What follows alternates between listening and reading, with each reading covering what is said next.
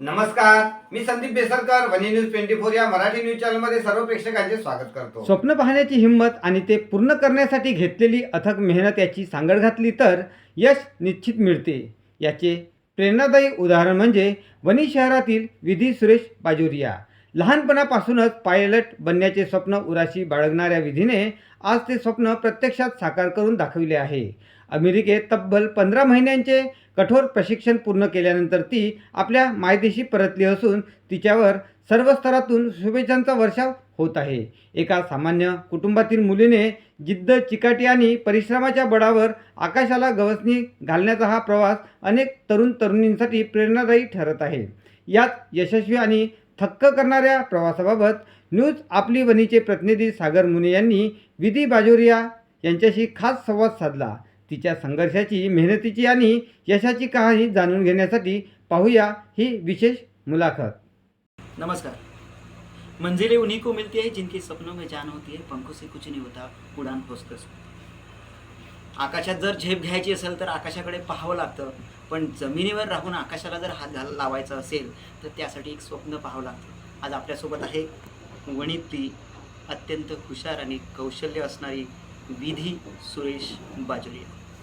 तुझं खूप खूप अभिनंदन. तू पायलट झाली, आमच्या वणीकरांसाठी खूप अभिमान आहे. तर माझा एक प्रश्न असा आहे की तुला पायलट का व्हावंसं वाटलं? जब मैं पहली बार प्लेन में बैठी थी, मैं 5 साल की थी और तब ऐसा था कि बस पहली बार बैठे तो वो बहुत अच्छा लगा हवा में, और मैंने पापा को पूछा कि अब मुझे हवा में ही उड़ना है, तो पापा ने कहा पायलट बन जाओ. तो फिर बस वो जो 5 साल से दिमाग में रह गया कि पायलट बनना है, तो आगे तक वही रहा. पायलट होण्यासाठी कुठून सुरुवात केली आणि तुझं शिक्षण कुठून कसं झालेलं आहे? पायलट के लिए 10th के बाद साइंस चाहिए, 12th PCM, और उसके बाद फिर 6 थियरी सब्जेक्ट्स होते हैं जो क्लियर करने होते हैं. उसके बाद मेडिकल होता है क्लास 1 और क्लास 2, और फिर फ्लाइंग ट्रेनिंग. हे सगळं कुठे करावं लागतं? इसकी बहुत सारी जगह है करने के लिए. मैंने मुंबई से किया था, आप दिल्ली से भी कर सकते हो, और भी अलग अलग जगह पे है. तो थियरी क्लासेस आप यहाँ कर लो, और फिर उसके बाद फ्लाइंग के लिए इंडिया, US, साउथ अफ्रीका, बहुत अलग अलग ऑप्शंस है. तुझं जे ट्रेनिंग झालेलं आहे ते नेमकं कुठे झालं आणि कशा पद्धतीने झालं? तो मैंने पहले ग्राउंड क्लासेस मुंबई में करी थी थियरी सब्जेक्ट्स की, और उसके बाद मेरा एयर इंडिया में सिलेक्शन हो गया था, Air India cadet pilot programme. तो उस प्रोग्राम के थ्रू मैंने थियरी सब्जेक्ट्स फिर से किए 4 महीने, और फ्लाइंग ट्रेनिंग US में करी. सुरुवातीला जे ट्रेनिंग तुझं झालं म्हणजे पहिल्यांदा तू जेव्हा विमानात बसली तो कसा अनुभव होता आणि आज कसं वाटतं? जब मैं पहली बार बैठी थी तो थोड़ा, जब प्लेन ने टेक ऑफ किया तो थोड़ा तो डर लगता है, क्योंकि पहली बार बैठे थे प्लेन में.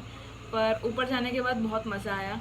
जो मेरा इंस्ट्रक्टर था उसने बहुत अच्छे से प्लेन ऊपर नीचे आगे पीछे ये सब करा, तो बहुत बहुत ही मज़ा आई. और लैंड करने के टाइम पे और पहले तो बहुत डर लगता है कि बस ऐसा चला जाएगा, पर बहुत अच्छा लगा. और आज अब ऐसा लगता है कि वो चीज़ें मैं कर सकती हूँ. तब लगा नहीं था, पर आज अब मैं कर सकती हूँ. तो तुझं जे इन्स्पायरेशन मिळालं म्हणजे पायलट होण्याकरिता, तर हे गुरु कोण आहेत तुझे? माझे आई बाबा. अच्छा, म्हणजे यांनीच तुला सांगितलं की पायलट व्हायचं आहे तुला, आणि मग तेव्हापासून तू ते स्वप्न पाहायला सुरुवात केलेली आहे. एक असं आहे की कुणी विमानामध्ये म्हणजे पायलट होऊ शकत नाही, तर तुला असं काय वाटते की त्याच्यामध्ये पायलट होताना काही आपल्याला आयुष्यामध्ये म्हणजे शिकत असताना पुढे काही त्रास होतो का? याबद्दल असं काही तू सांगू शकते की नेमकं काय या पायलटच्या शिकण्यामध्ये? मेन मल्टीटास्किंग, और दूसरा डर. ऊंचाई से डर नहीं होना चाहिए, और मल्टीटास्किंग करने की तुम्हें ये होनी चाहिए क्षमता.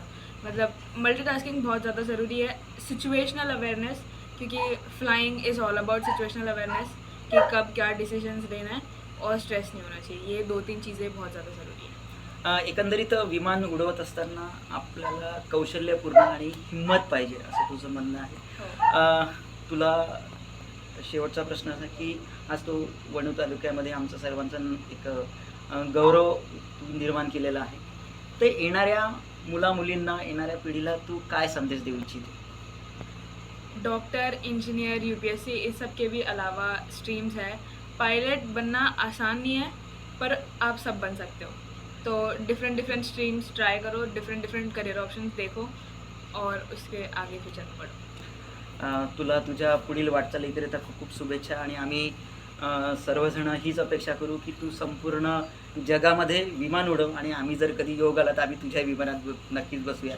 तुला खूप खूप शुभेच्छा. मित्रांनो, यशस्वी होण्याकरिता आणि पायलट होण्याकरिता त्यानंतर चालवण्याकरिता हिंमत पाहिजे असं आपल्याला या ठिकाणी विधीने सांगितलेलं आहे आणि तिला तिच्या आईवडिलापासून ही प्रेरणा मिळालेली आहे. त्यामुळे आपण आपला गुरु कुणीतरी ठेवला पाहिजे, निवडला पाहिजे. कॅमेरामॅन आकाशसह सागर मुने, वणी न्यूज 24.